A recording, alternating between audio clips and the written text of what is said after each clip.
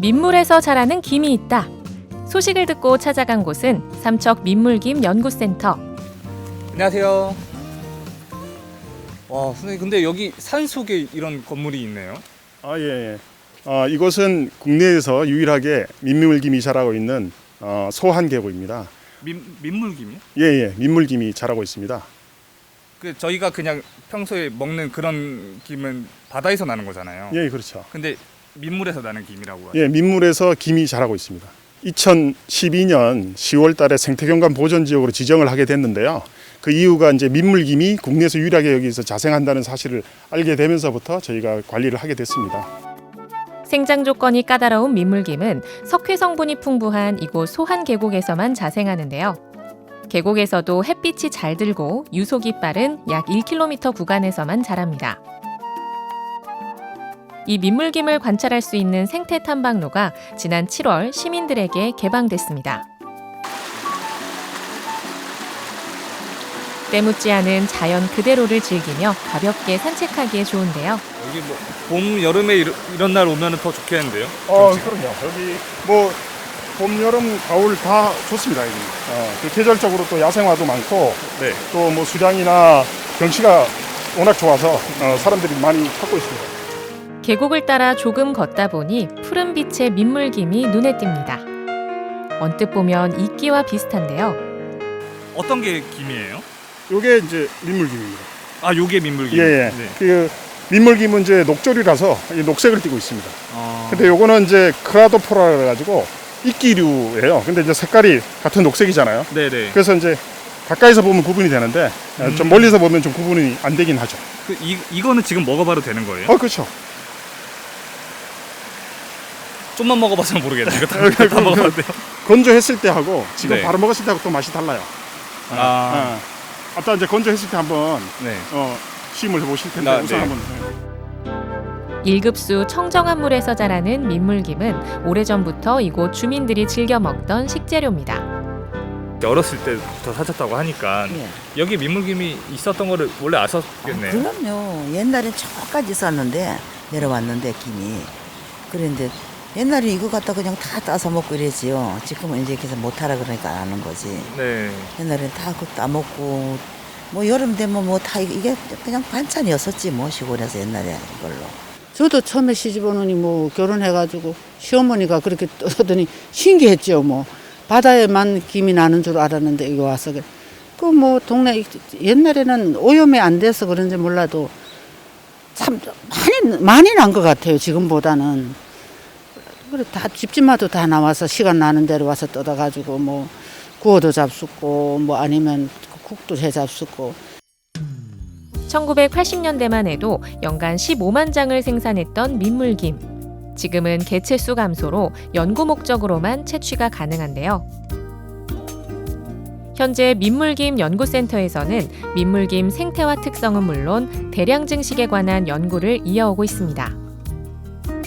지금 저희가 연구는 한 2년 정도 했습니다. 그래서 가장 이제 기초적인 뭐 어떤 단계로 해서 생활사가 되고, 그 다음에 유리배양으로 하면 어떻게 되고, 그 다음에 김발에 붙이는 것까지는 했어요. 다른 것들은 같은 조건에서 대량으로 갈 수 있는데, 이 민물김은 같은 조건이라도 이 대량으로 갈 수 있는 조건들이 다 틀리기 때문에 대량으로 갈 수 있는 조건을 찾는 데까지가 가장 중요한데, 그래서 처음에 모든 조건은 우리도 마찬가지인 게 열대 지방에 있는 사람하고 온대 지방에 있는 사람 모두 지역적으로 다 차이가 있는 것처럼 얘네들도 온도별로 일단은 조건을 다 줍니다. 그러니까 5도, 그러니까 처음에는 광범위하게 5도, 10도, 15도, 20도, 25도 이렇게 5도 단위로 주면서 하고 있고, 그 다음에 그 단계를 빛이 예를 들어서 2000럭스 이하, 그 다음에 3000럭스 이하, 이렇게 빛도 어떻게 줬을 때 그런 조건들을 각각에 해서 그 범위를 점점점 줄여나가는 것입니다. 이 민물김은 일반 김에 비해 칼슘과 인 등 무기질 함량이 높은데요. 특히 바다김엔 없는 만니톨이란 성분은 부종 제거에 효과적이라고 합니다. 실제로 이곳 주민들은 미역국 대신 민물김국으로 산후조리를 했다고 하네요. 효능이 뛰어난 만큼 최근 이 민물김을 활용해 다양한 시도를 하고 있는데요. 이게 그 민물김으로 만든 김이죠. 예, 그렇습니다. 요거는 비누로 만드신 건가요? 민물김을 추출해서 네. 그 추출물을 가지고 저희가 천연 비누하고 같이 해서 만든 그런 제품입니다. 아까 전에 그 계곡에서 네. 그 채취해서 생으로 드셔보셨잖아요. 네네. 그걸 잘 이제 기억하셨다가 이거하고 좀 비교를 해주시면 좋을 것 같아요. 이거는 저희가 작년에 12월 달에 채취를 해서 자연 상태에서 건조만 하고 네. 뭐 조미를 하거나 어떤 인위적인 작업은 한 건 하나도 없습니다. 그 상태로 그대로 해서 저희가 한지에 싸서 냉동 보관했다가 지금 맛을 보시는 거예요. 완전 김인데. 네. 그리고 또 식감 자체가 일반 바닷김들은 보면 이렇게 뭐라 그러죠? 입안에 이제 붙거나 이런 게 되게 네. 이제 조금 담백하기도 하고. 되게 쫀득쫀득해요 예, 식감이. 예.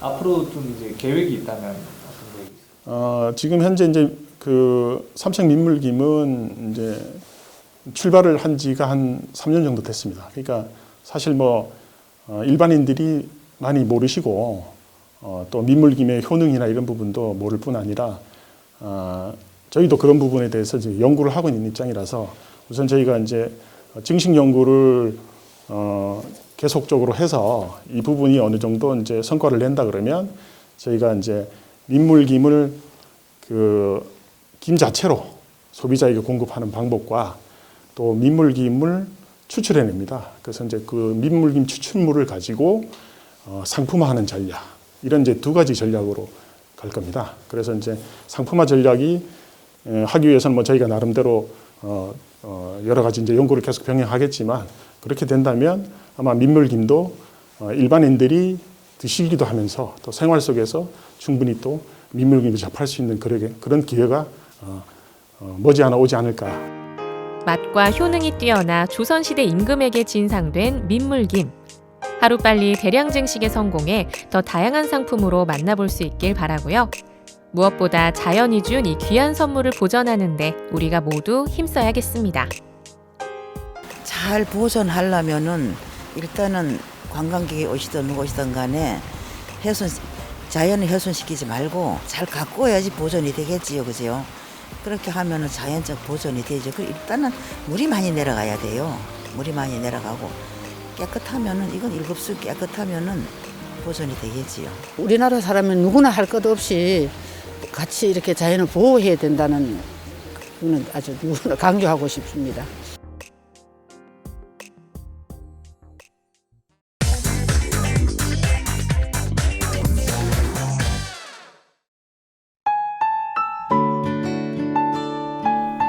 비옥한 영암의 땅은 부지런한 농부들에게 늘 풍성함을 선물합니다.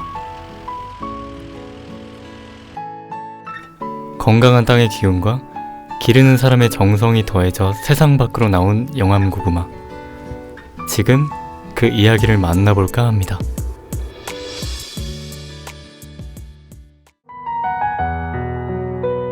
불볕더위가 기승을 부리던 8월의 어느 날 영암 시종면의 고구마밭을 찾았습니다. 가만히 있어도 등줄기에 땀이 줄줄 흘러내리는 뜨거운 여름. 핵고구마 수확이 한창인 마을 어르신들 틈에서 한 청년을 만났는데요. 올해 33, 청년농부 김영후 대표입니다. 지금 저희 방고구마라는 종류를 수확하고 있습니다. 방고구마? 네. 여름에도 이렇게 고구마 작업이 있네요. 그렇죠. 여름에 원래 여름용 따로 이렇게 수확을 하고 이제 본격적으로는 가을에 많이 수확을 하죠. 약간의 맛이 좀 차등이 있어요. 올해는 작황이 전체적으로 다 괜찮습니다. 뭐 지금 보시다시피 고구마 겉면도 매끈하고 딱 봐도 먹음직스럽지 않습니까? 그래서 지금 굉장히 만족을 하고 있습니다. 꿈을 위해 도시로 떠났다가 7년 전 아버지의 땅으로 돌아온 그는 농사에 뛰어들었습니다. 고구마에 청춘을 걸어보기로 한 거죠. 시중에 고구마 수확기라고 해가지고 기계가 있어요. 하지만 그 기계는 굉장히 느려요. 양 자체도 적고. 최대 작년에 많게는 한 300명 가까이 오셨거든요. 하루에 그렇게? 네, 하루에 그렇게 할 때도 있었어요. 와, 하루에 300명이 투입된다니.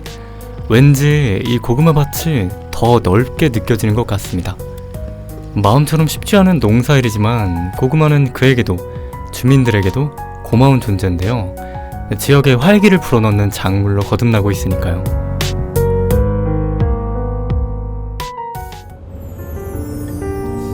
오늘은 김영우 대표가 고구마 밭이 아닌 다른 곳으로 향하는데요. 친환경 농업 의무 교육을 들으러 갑니다. 친환경 농사를 짓는 분들이라면 꼭 이수를 받아야 하는 그런 교육이죠. 어? 그런데 또 다른 청년이 보이는 게 혼자 가는 게 아닌가 봅니다. 책 보는 척 하시는 거 아니죠? 아니에요. 오늘 예습하고 있는 거 알겠습니다. 아니겠어요? 네. 제가 신입사원이다 보니까 앞으로 더 많이 배우시라고 이제 이번 기회에 같이 가시는 것 같습니다. 안 가고 싶거나 그러진 않아요? 아니 그래도 제가 소속돼 있다 보니까 그 이제 회사의 방침으로 하다 보니까 가야 된다. 김영우 대표는 농업에 관심이 많은 청년들과 함께 작은 회사를 운영하고 있습니다. 회사를 이끌어 나가는 대표로서 급변하는 환경에 적응하고 계속 발전해 나가기 위해 배움의 끈을 놓지 않고 있는데요. 오늘은 친환경 농산물 인증에 관한 중요한 교육이 있는 날. 그는 단순히 농사를 짓는 일에만 그치지 않고 교육도 받고 함께 고민하며 품질 좋은 고구마를 기르기 위해 노력하고 있는 거죠.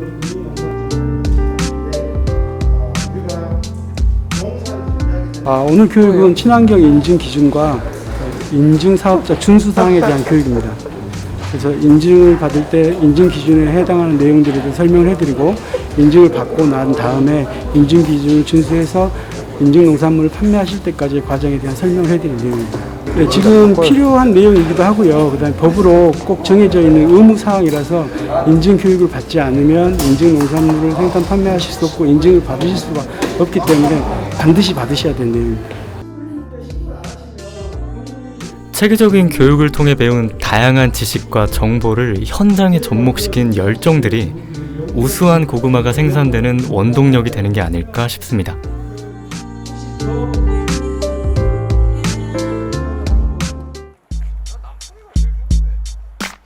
사실 그를 처음 만난 건 봄볕 따스했던 4월이었습니다. 농부에게 봄은 한 해 농사 준비로 분주한 시기. 김영우 대표에게도 마찬가지죠. 네. 지금 고구마 파종을 위해서 고구마 순을 지금 따는 일을 하고 있습니다. 그 새싹들이 이제 커가지고 또 다른 새로운 고구마가 탄생하는 거죠.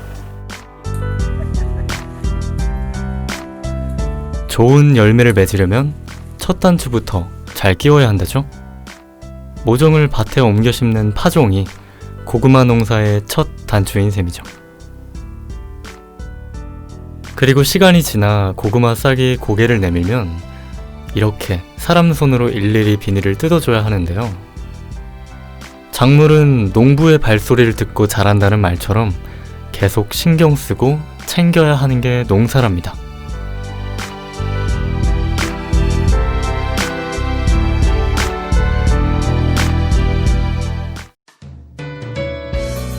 초여름, 다시 영암을 찾았습니다. 드넓은 고구마 밭은 파릇파릇한 생기로 가득했는데요. 매일 그의 발소리를 들은 고구마들이 흙에 단단히 뿌리를 내리고 알차게 연그러가고 있었습니다.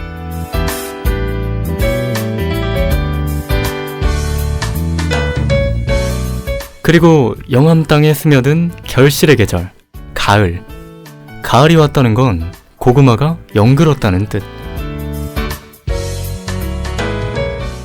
본격적인 수확기를 맞아 온 동네 일꾼들이 총출동했습니다. 그가 키우는 품종은 두 가지. 포슬포슬한 밤고구마와 영암에선 황금호박이라고도 하는 달콤한 꿀고구마인데요. 지금 저희가 영암의 황금호박이라는 고구마를 지금 수확을 하고 있죠. 지금이 가장 흐리나요? 그렇죠. 지금 가장 적기고 이제 고구마 자체도 엄청 추워가지고 이제 서리가 내리면 이제 서리를 맞은 그런 잎들이 이제 지기 시작해, 그러니까 한마디로 이제 썩기 시작하죠 이제. 추석 전후에 시작해 11월 중순까지 이어지는 가을 고구마 수확.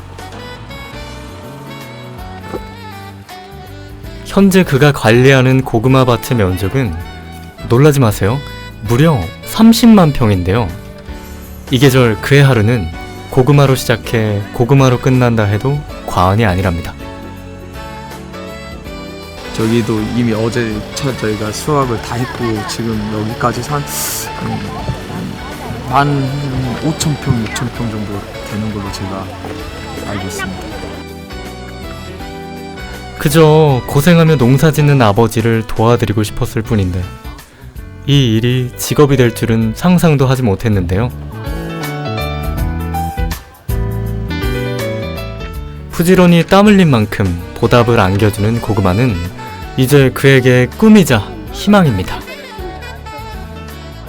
전체적으로는 지금은 가장 지금 고구마가 이제 뭐 껍질도 이쁘고 색도 잘 익혔고 해가지고 좀 전반적으로는 다 꽤 괜찮은 지금 수확을 하고 있는 중입니다. 이쁘고, 네. 껍질이 이렇게 반듯반듯하고. 애정으로 보살피고 노력했으니 좋은 결실을 얻을 수 있었겠죠. 올해도 잘 자란 고구마를 보며 그는 또 힘을 얻습니다.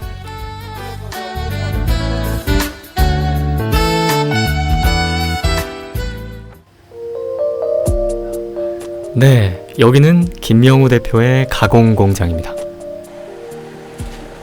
수확이 끝났다고 해서 작업이 다 끝난 건 아닌데요. 공장으로 옮겨와 소비자에게 전달되기까지 또 다른 과정이 기다리고 있죠. 지금 저희가 수확한 고구마를 단순 그냥 물로 세척해가지고 지금 이렇게 포장하는 과정을 지금 하고 있는 겁니다. 일생을 땅속에서 자라는 고구마를 깨끗이 세척해 몸단장을 마친 다음 포장하는 건데요. 양이 많은 날에는 새벽부터 밤까지 잠시 엉덩이 붙일 여유도 없이 고된 작업이 이어지기도 한답니다.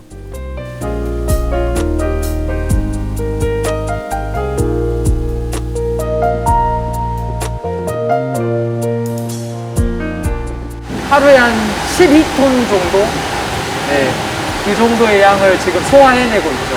저희가 좀 새벽부터 일하고 저녁 늦게까지 할 때는 많게는 하루에 한 20톤도 한 적이 있어요. 20톤? 네. 요즘은 판로를 개척하고 고구마를 관리하는 일에 공을 들이는 김명우 대표. 가을철 하루에 8,000상자에서 많게는 10,000상자 정도 생산하고 있다니 어마어마한 양이죠. 사실 이 많은 물량을 보관하고 더 맛있는 고구마를 만들기 위한 그만의 특별한 저장법이 있는데요. 바로 이 창고에 그 비밀이 숨어 있답니다. 여기가 엄청 덥네요 지금. 그렇죠. 여기 어떤 장소예요? 고구마를 큐어링 한다고 표현하는데요. 뜨거운 수증기로 고구마 그런 겉면에 있는 세균이라든지 그런 상처를 좀 이렇게 아물게 하고 그런 효과가 있는 지금 그런 과정을 지금 거치고 있는 겁니다. 그가 가장 중점을 두는 큐어링. 김영우 대표가 직접 연구해서 얻은 노하우라죠? 고구마 또한 저희 사람처럼 똑같습니다. 상처가 본의 아니게 안 보이는 그런 미세한 상처들도 있을 수가 있잖아요. 그러면 저희는 이렇게 치유를 하고 하는데 거기 한번 조그만 그런 흠집 난 곳에 이렇게 보면은 이런 식으로 지금 이렇게 겉면이 이렇게 상처가 아물어가고 있는 거거든요. 이게 더 이상 이렇게 고구마가 더 바이러스가 더 퍼지지 않고 고구마가 더 이상 썩지 않게끔 하는 그런 효과가 있는 겁니다. 만약에 그러면 고구마 큐어링을 하지 않으면 어떻게 돼요? 아무리 이제 막 수확한 고구마라고 해도 이제 소비자님들이 이제 고구마를 받았을 때 쉽게 좀 상해버리고 뭐 보관에 있어서 굉장히 어려움이 있죠. 하지만 큐어링이라는 이런 과정을 거치고 나면 웬만한 큰 일부러 썩히려고 이렇게 하지 않은 이상은 잘 상하지가 않습니다.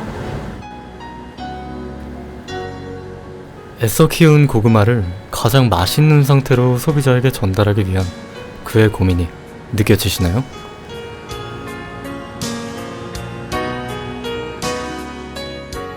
그는 큐어링, 즉 숙성 과정을 통해 차별화된 고구마를 생산하고 있는데요.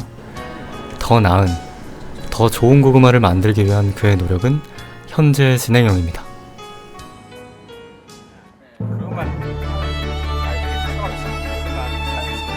농촌의 고령화로 위기를 맞은 농업. 하지만 여전히 농업에서 희망을 찾고 기회를 잡은 청년을 만났습니다.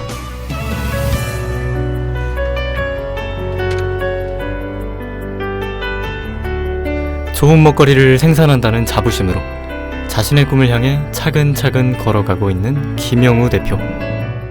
앞으로는 아무리 이게 그래도 고령화 사회가 되고 제가 그런다고 해도 나름의 좀 그렇게 대비를 하죠. 예전과는 또 다르게 예전에는 좀 더 생산량을 키우는 데 그런 농업을 했다면 지금은 양은 좀 줄더라도 그런 우수한 품질의 고구마의 농산물을 생산하는데 다들 초점이 맞춰져 있기 때문에 이제 그래서 맛도 영양도 더 이제 올려가지고 이제 우리 대한민국 국민들에게 더 좋은 그런 농산물을 제공하기 위해서 최선을 다하겠습니다. 영암 고구마의 미래가 더 기대되는 이유입니다.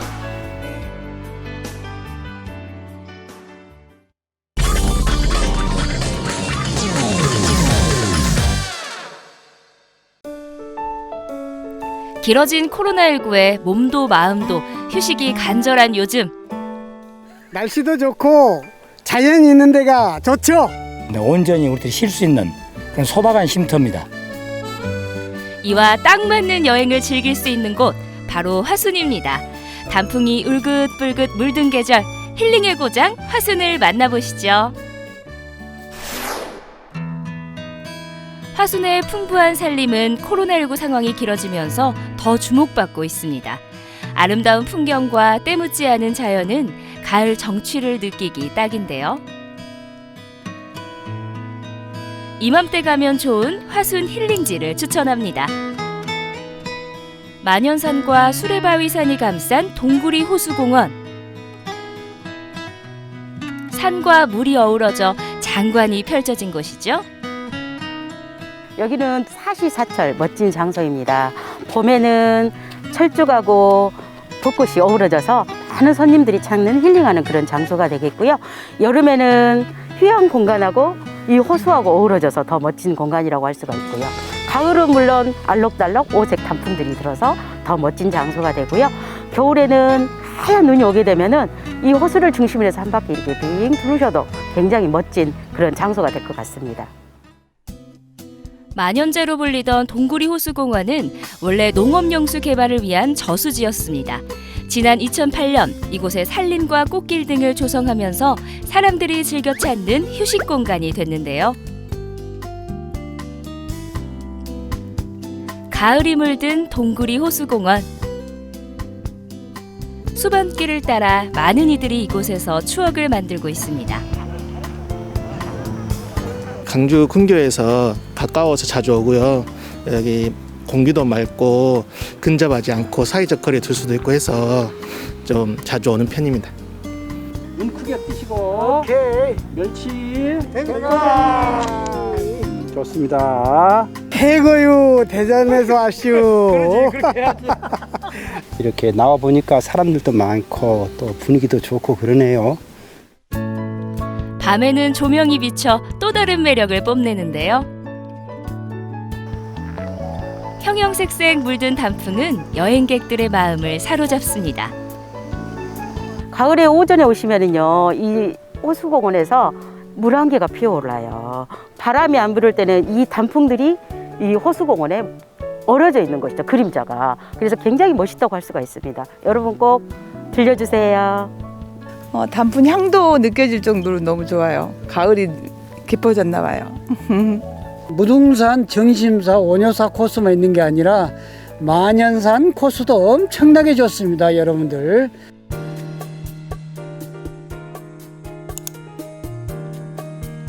동구리 호수공원을 쉬엄쉬엄 걷다 보면 만연산 치유의 숲을 마주하게 됩니다.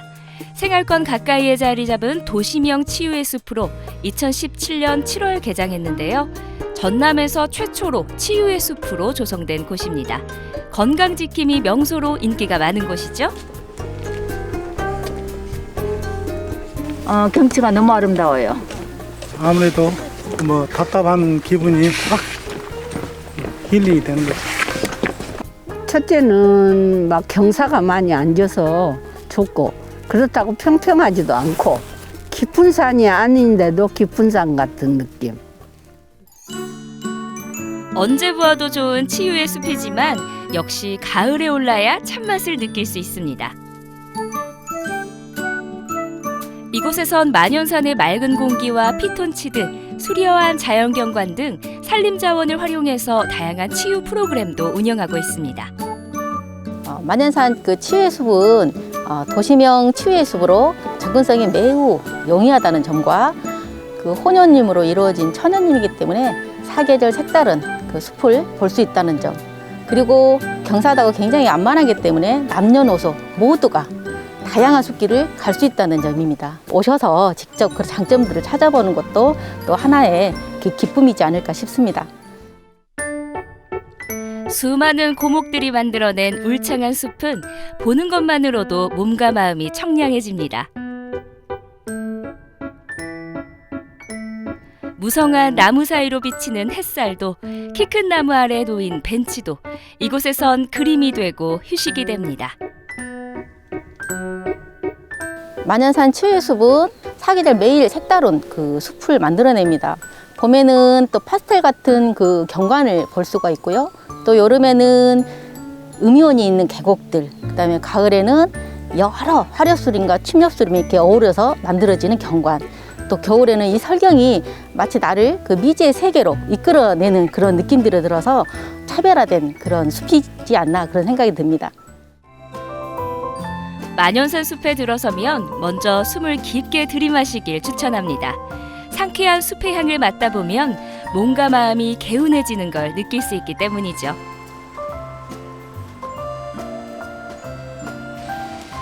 푸른 숲과 맑은 하늘, 시원한 바람까지 여기가 지상 낙원입니다.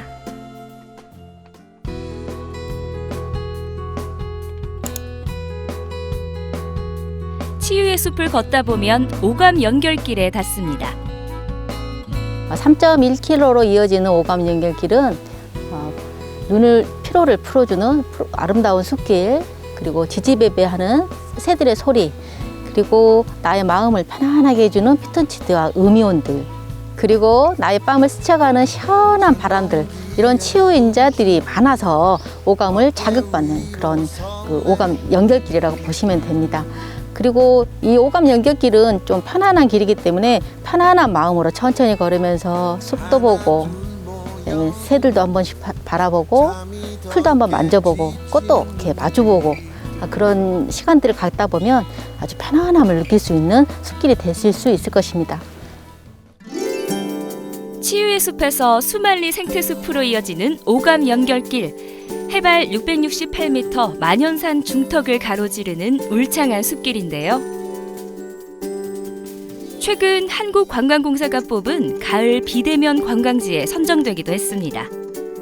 코로나19가 장기화되면서 이제는 여행의 트렌드가 그 단체 관광보다는 소규모로 아주 한적하고 그 편안한 곳을 찾아서 내 몸과 마음을 치유하는 그런 공간들을 많이 찾는다고 그래요. 그러다 보니 그 일상의 소소한 행복과 건강 증진을 위해서 이곳 삼나무와 소나무가 어우러져 있는 만연산 치유의 숲을 찾아주시기 때문에 관광지 100선에 선정이 된 것 같습니다. 남녀노소 누구나 언제 걸어도 좋은 힐링로드입니다. 애들이 그냥 걷기에도 되게 잘 되어 있는 것 같아요. 길이 흙이 아니라서 다 만들어져 있는 길이라서 애들도 쉽게, 지금 7살짜리도 같이 올 수 있을 정도로 쉽게 걸을 수 있는 길인 것 같아요. 딱 트인 공간이라서 사람들이랑도 접촉도 많지 않고 그래서 좋은 것 같아요.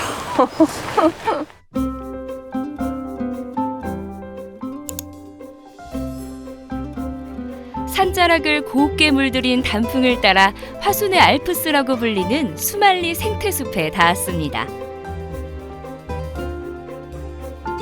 단풍나무가 군락을 이루고 그 사이로 잘 다듬어진 산책로가 있는데요.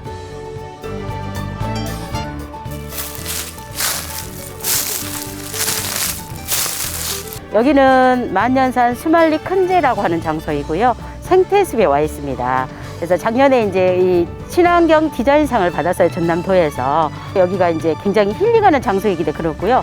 가을에 이곳에 오셔서 오색 단풍에 젖어서 여러분들이 힐링해 보시면 좋겠습니다. 오래오래 기억하고 싶은 눈부신 가을날입니다. 가을을 만끽하기 좋은 수말리 생태숲. 애기 단풍. 너무 예쁜데? 오, 언니 아주 좋아요. 이뻐. 다시. 이거 좋다. 하나, 둘. 이쁘게 나왔어. 가까운 화순에 이런 좋은 명소들이 있어서 힐링되고 참 좋습니다. 화순의 가을을 물들인 단풍을 맞으러 생태숲 전망대에 올라봅니다. 이곳에선 저 멀리 무등산도 손에 닿을 듯합니다. 저 광주에서 여기까지 굉장히 가깝거든요. 근데 이렇게 와서 보니 너무 단풍도 예쁘고 또 이렇게 확 트인 곳에 이렇게 와서 이렇게 공기 쐬고 운동하면서 이 단풍을 보니까 이 마음에 너무나도 힐링이 된 것 같아서 굉장히 좋은 것 같아요. 일상의 소소한 행복과 건강의 중요성을 새삼 깨닫는 요즘, 아름다운 자연 풍광으로 코로나19로 움츠렸던 몸과 마음을 편 소중한 시간이었는데요. 여기는 힐링의 고장 화순입니다.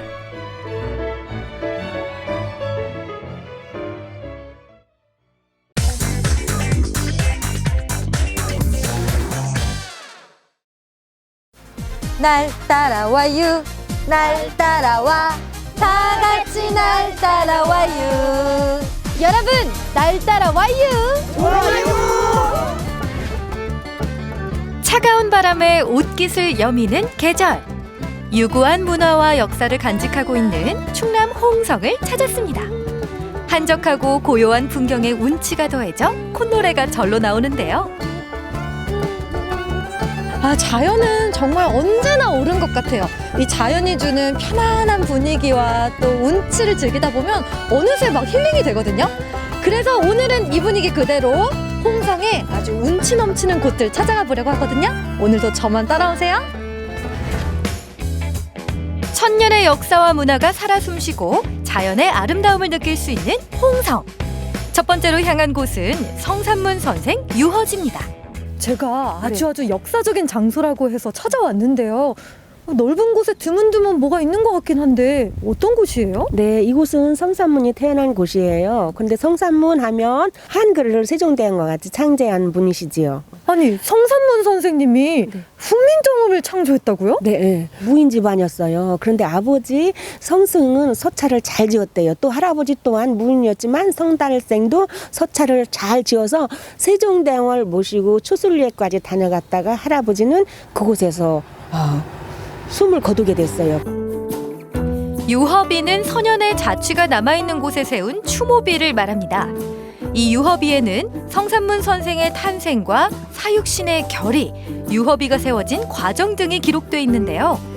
성산문 선생이 출생한 홍성 홍북면 노은리 성산문 선생 유허지에는 성산문 선생의 사당인 충문사가 자리하고 있습니다. 이곳은 충문사라고 적혀 있네요. 네, 다른 곳과 틀리지요?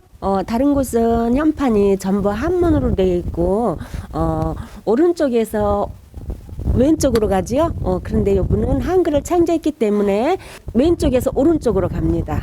우리가 평소에 책 읽듯이 읽으면 되겠어요. 네, 맞습니다. 우리 후손들이 정말 그 업적을 바로 알고 이렇게 현판만 봐도 성산문 선생의 업적을 떠올릴 수 있게끔 만들었네요. 그렇지요. 성산문 선생은 한글 창제뿐만 아니라 단종 보기를 계획하다 처형당한 사육신 중 한 명으로 조선 제1의 충의를 지킨 인물이죠. 그 당시에 한글 창제가 쉬운 일이 아니었을 텐데 어떤 과정으로 참여하게 된 걸까요? 한글 28자가 어떻게 해서 탄생이 됐느냐면 세종대왕의 명을 받들어서 중국에 문 정운을 연구하는 황찬 선생이 있다는 학자 이야기를 듣고 13번을 다녀오게 됐어요. 그래서 우리나라 한글 자음보음 28자가 탄생이 되게 된 거예요. 충문사를 나오면 왼쪽 언덕에 위치한 노은단을 만날 수 있는데요. 이 몸이 죽어가셔 무엇이 될꼬 하니 복례산 제일봉에 낙락장송 되하이셔 백설이 만건곤할제 독야 청청하리라. 정몽주의 단심가는 익숙한데요. 성산문 선생의 단심가는 처음 봐요. 그렇죠. 정몽주는 고려 때 학자잖아요. 정몽주는 나라에 대한 충성이고 이분은 성산문은 단종에 대한 충성에서 단심가라는 시조를 끌려가면서 지었던 겁니다. 그 시대는 다르지만 이 단심과는 그 충성심 하나는 같은 의미네요. 그렇지요.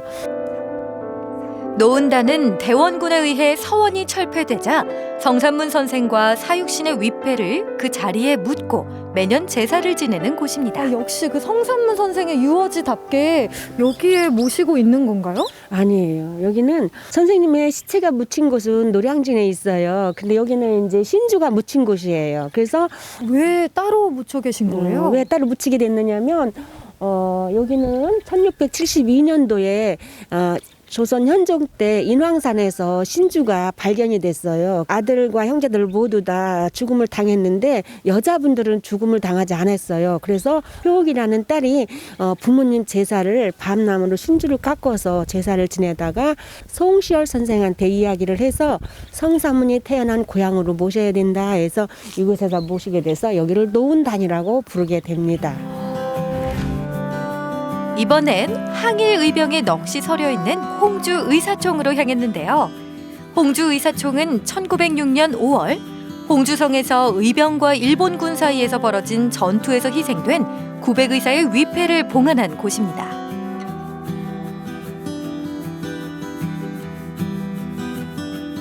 그 당시에 일본군들은 이제 무기가 달랐어요. 무기가 달라서 이 무기 때문에 의병들이 이렇게 희생을 당했어요. 그리고 또 홍주 목사였던 이승우가 동참하기로 해놓고서 3일 만에 변신을 한 거예요. 그래서 이완용이 특수부대를 내려보내서 진압을 하게 됐어요. 그래서 성 안에는 그런 흔적들이 많이 남아 있습니다. 내포의 중심지 홍성에서 일어난 홍주성 전투는 의병들의 항일운동 중에서도 가장 규모가 크고 치열했다는데요. 근데 무덤이 하나하나 뭐 성함도 없고 다 같이 이렇게 하나로 묻혀 계신 거예요? 그 당시는 여기 천에 많은 시승이 나무에도 걸쳐 있고 뭐 남자들이 꽂았던 상투가 나와서 그 개수에 따라서 한 900에서 1000명 정도 된다 해서 여기다 무덤을 해놓고 이제 지명이 900의총이라고 부르다가 49년도에 이제 도지정 문화재로 지정받으면서 홍주 의사총으로 이제 바뀌게 됐어요. 을사늑약이 체결되면서 이에 반대했던 의병장 민종식의 주도하에 일본군의 병기를 탈취하고 홍주성을 점령하는 데 성공했던 의병들. 하지만 대규모의 병력을 파견한 일본군의 공격이 본격화되면서 홍주성이 함락되고 수백 명의 의병들이 순절했다고 합니다.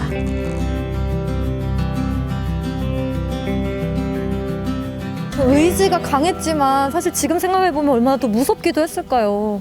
그리고 옥에 갇혔을 때도 주리를 틀고 많은 고문을 당했겠지요. 그래도 그때 고문을 당하면서도 김복환 선생은 뭘 하겠느냐면 내가 죽거든 내 무덤에다 왜가 망했다는 소식을 전해달라는 그런 말을 남기고 돌아가셨어요. 이렇게 홍성 곳곳을 돌면서 이 여행을 하면서도 이렇게 역사를 같이 보고 느낄 수 있어서 정말 또 뜻깊고 소중한 여행이 되는 것 같아요. 이번엔 오롯이 자연을 감상할 수 있는 서부면의 국립호구로 향합니다. 언제 보아도 아름다운 국립호구는 걷는 것만으로도 힐링이 되는 홍성의 대표 여행지죠.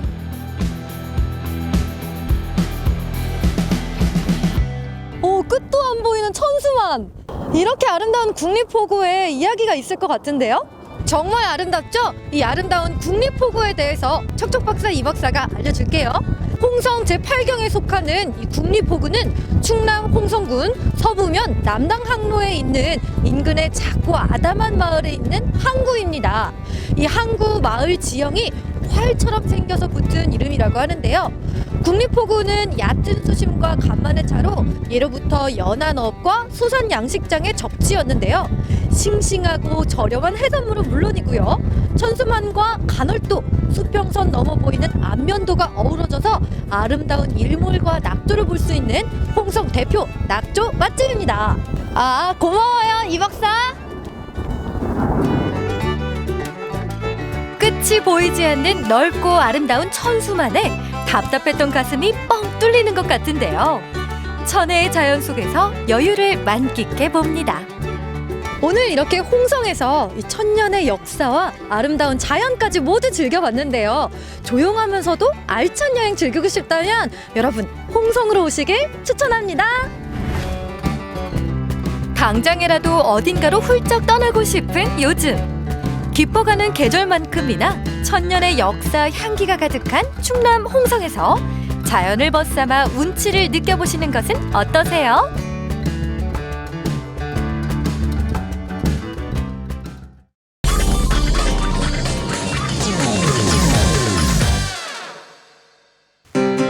어느새 코끝 시린 초겨울입니다. 요즘 같은 이 코로나 시기에 제가 좀 새로운 그런 취미가 하나 생겼거든요. 정답은 바로 캠핑. 그런데 저는 최대한 간편한 준비로 자연을 만나려고 노력합니다. 이런 게 좋은 거지, 비어있게. 그저 멍하니 바라만 봐도 좋은 풍경. 어때요? 괜찮죠? 근데 좀 춥네, 조금. 저의 눈을 사로잡은 놀라운 풍경. 분명 캠핑카가 맞는데? 한옥이요? 들어오세요. 아이고, 들어오세요. 네, 이거 앉으세요.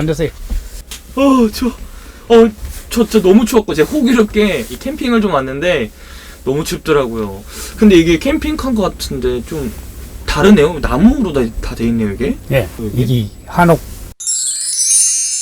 한옥은 집 크잖아요. 네. 근데 요를 축소를 시켜갖고 차 안에 딱 집어넣어요. 한옥 캠핑카. 예. 이런 것도 처음 보는데. 아니 이런 건 어디서 사요? 제가 직접 만들었지요. 에? 직접이요? 예. 평생을 목수로 보낸 변영탁 사장님. 목수였던 아버지의 영향으로 어린 시절부터 나무가 곧 장난감이고 놀이였습니다.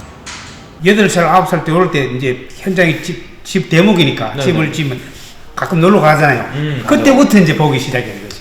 아버지 하는 걸. 아니 그래가지고 이제 뭐 하는데 따라다니면서 이제 조금 뭐 거들고 뭐 잡아주고 이랬죠. 어리니까. 그렇게 13살에 시작한 목수 일을 48년 동안 이어왔습니다. 위험하고 힘든 일이라 다치기도 많이 했지만 나무가 주는 위안과 매력에 다른 일을 상상한 적이 없었습니다. 그 대패질을 하면 하루 잠들어 막 하루도 하고 이틀 하고 3일 해도 피곤함을 못 느껴요. 향이 좋으니까 깎으면은 소리도 쫙 나요. 대패질 하면 대패 소리가 쫙 막 나면서 향이 쫙 올라오면 머리에 싹 와닿아요. 그걸 못 내줘요. 다른 일은 가가지고 할 수가 없어. 향긋하게 풍기는 나무향을 맡으니 저도 도전해보고 싶은 마음이 생겼는데요. 사장님께서 제 마음을 읽으셨나 봅니다. 한번 해볼래요? 네, 한번 해봐도 될까요? 아, 감사합니다.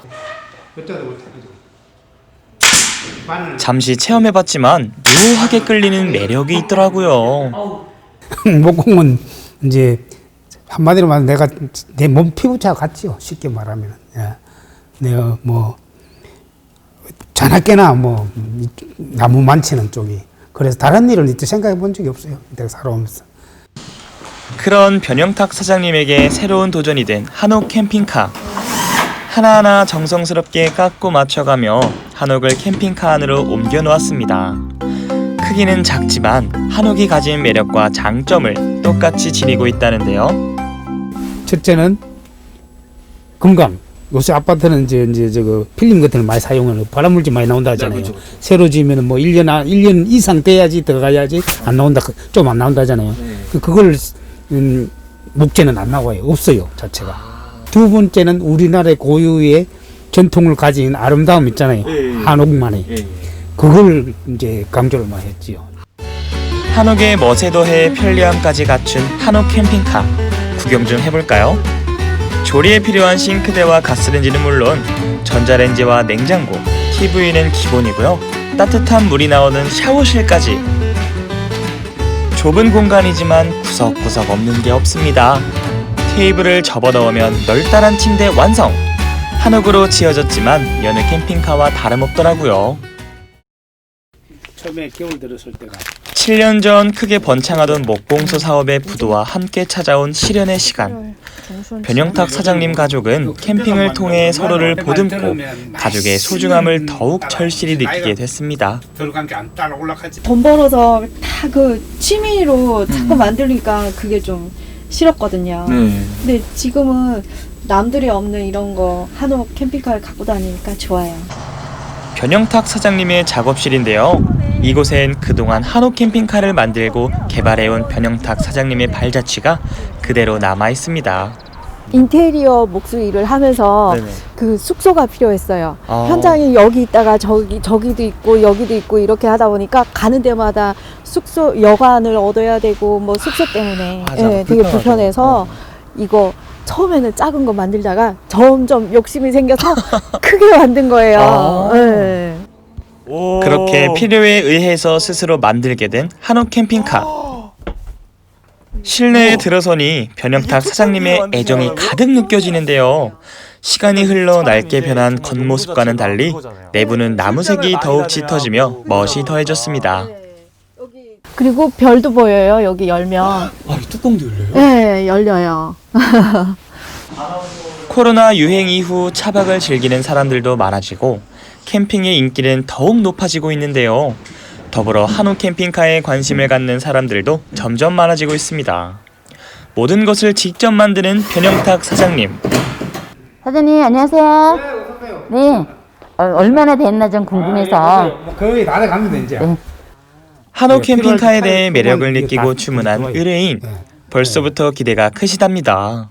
몸에도 이제 좋은 것 같고 뭐 이제 그 향도 이제 풍겨 나오는 것 같고 이제 그래서 나무가 이제 제일 매력인 것 같아요. 전체적으로 나무로 한 거 이게. 좋아하는 일을 하며 앞으로만 달려가는 남편 곁에는 늘 묵묵히 뒤를 지켜주는 아내가 있습니다. 캠핑 다닐 때도 캠핑카를 만들 때도 늘 함께하는 아내. 남편 일 내조하면서 저희 그 제품을 한옥 캠핑카를 사용하시는 분들이 편리하고 편안하게 사용할 수 있게 그렇게 하는 것이 저희 바람이에요. 차 안의 작은 한옥. 한옥의 멋과 매력을 많은 사람들에게 알리고 싶은데요. 또 서민들이 너무 비싼 걸 못 만지잖아요. 그래서 서민들에 맞춰가지고 거기에 금액을 맞춰가지고 그래가 판매하려고 앞으로 많이 좀 힘 닿는 데까지 만들어가지고 적당한 가격을 받고 판매하려고 그래. 부드러운 나무의 숨결에 반해 평생을 나무와 함께하고 있는 변영탁 사장님. 다친 손가락의 개수를 훈장으로 여기며 한옥의 아름다움을 알리고 있습니다. 편안하고 포근한 캠핑카. 캠핑카가 서 있는 곳 그 어디라도 한옥의 앞마당이 되는데요. 저 푸른 초원 위에 그림 같은 집을 짓고 사랑하는 님과 함께 살고 싶은 사람들에게 딱 맞는 공간이 아닐까 싶습니다.